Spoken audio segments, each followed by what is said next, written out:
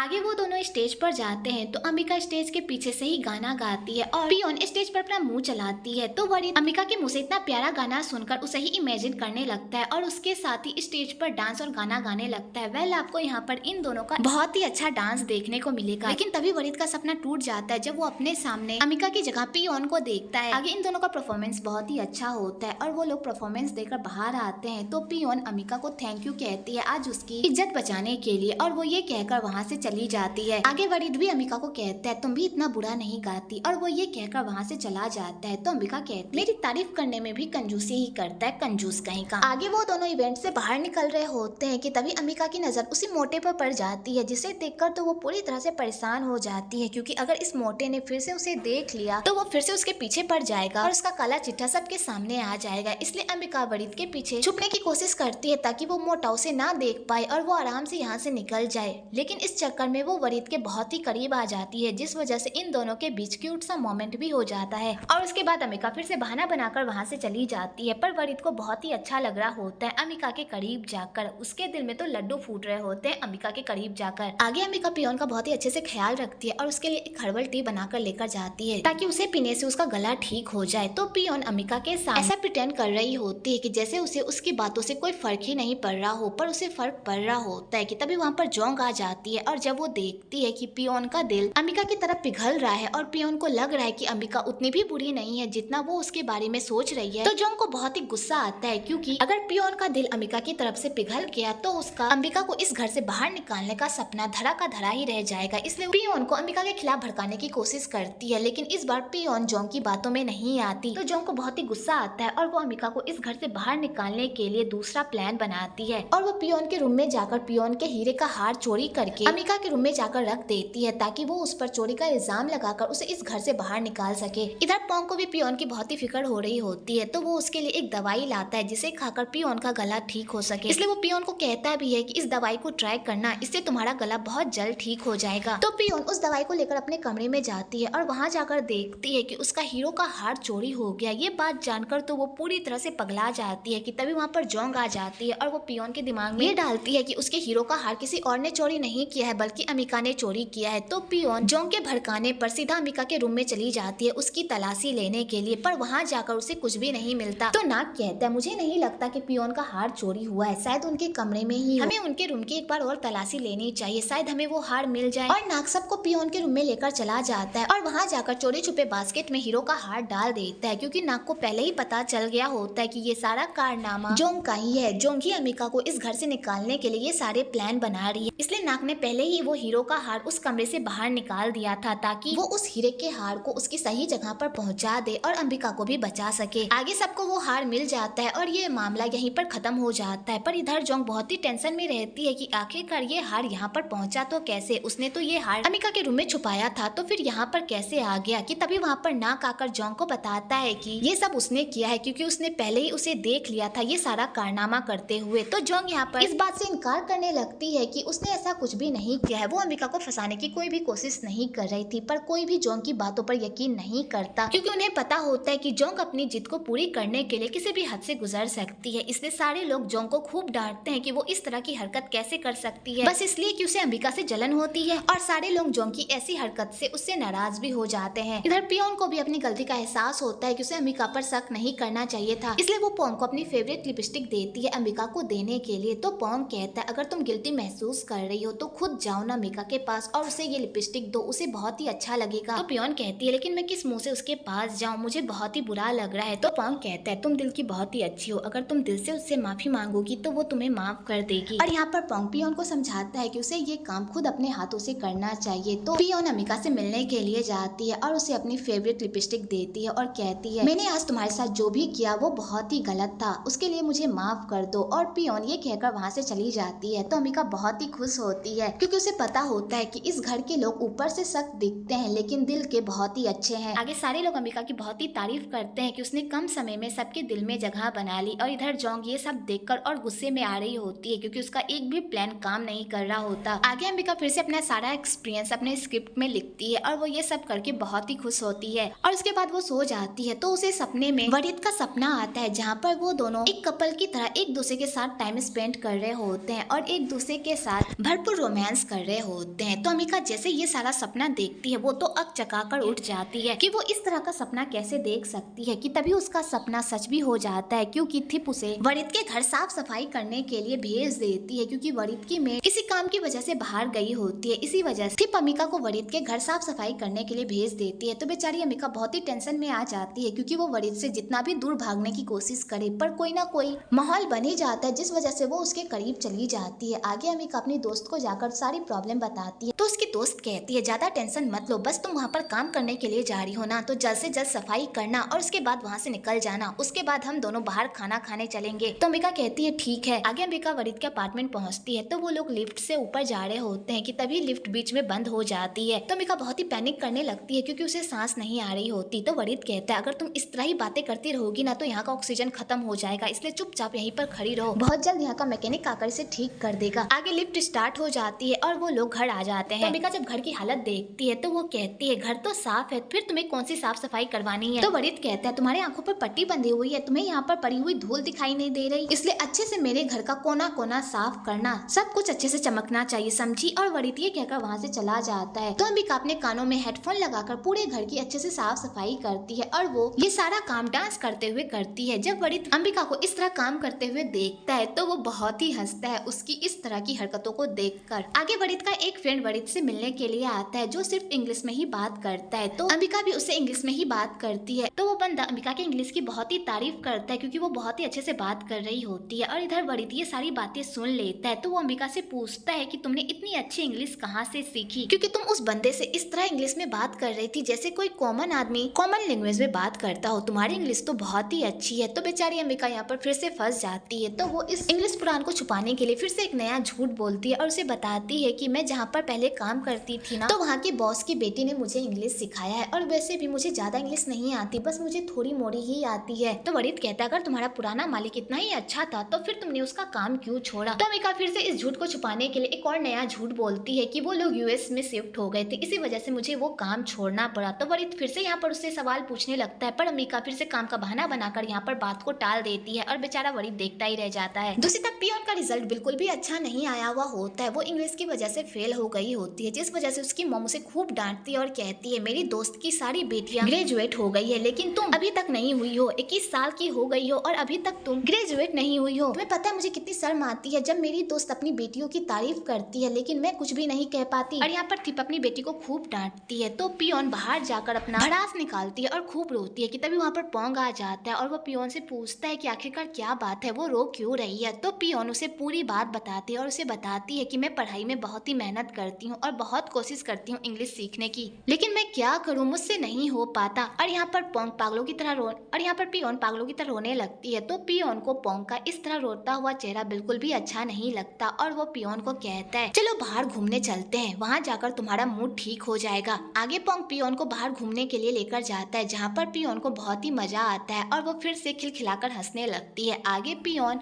पोंग को फिर से गे समझकर उसे एक लड़की के अवतार में तैयार करती है। तो बेचारा पोंग यहाँ पर पियोन को समझाने की कोशिश करता है कि वो गे नहीं है, पर पियोन उसकी एक बात भी नहीं सुनती और उसे एक लड़की की तरह तैयार करके उसे अपने साथ पूरे मार्केट में घुमाता है। तो बेचारा पोंग भी पूरी तरह से परेशान हो जाता है क्योंकि वो पियोन को समझा कर थक गया होता है कि वो गे नहीं है, पर पियोन उसकी एक बात भी नहीं समझती। आगे पोंग पियोन को समझाता है कि लाइफ में हमेशा मुश्किल आती ही रहे, इसलिए हमें मुश्किलों से भागना नहीं चाहिए बल्कि उसका डटकर सामना करना चाहिए। अगर वो एक बार अपने मन में ठान ले कि वो ये काम कर सकती है तो वो ये काम कर सकती है। तो पियोन को भी पोंग के साथ टाइम स्पेंड करके बहुत ही अच्छा लगता है और वो उसका शुक्रिया अदा भी करती है उसके ऐसे वक्त में उसका साथ देने के लिए। तो पोंग के दिल में पियोन के लिए फीलिंग्स जागने लगती है, पर वो अपने आप को संभाल लेता है कि वो उसके बॉस की बेटी होती है और वो अपने बॉस की बेटी के बारे में ऐसा नहीं सोच सकता। दूसरी तरफ अम्बिका लॉन्ड्री का काम कर रही होती है पर ये काम उसे बिल्कुल भी नहीं आता, लेकिन वो फिर भी ये काम करती है। लेकिन उसका ये काम वरित पर उल्टा भारी पड़ जाता है क्योंकि वरित उस झाग की वजह से जमीन पर गिर जाता है, जिस वजह से उसे काफी चोट लगती है। आगे वरित अम्बिका को कहता है तुमसे लॉन्ड्री का काम नहीं हो पाएगा, तुम ये काम मुझ पर छोड़ दो और जाकर मेरा बेड बनाओ, समझी। और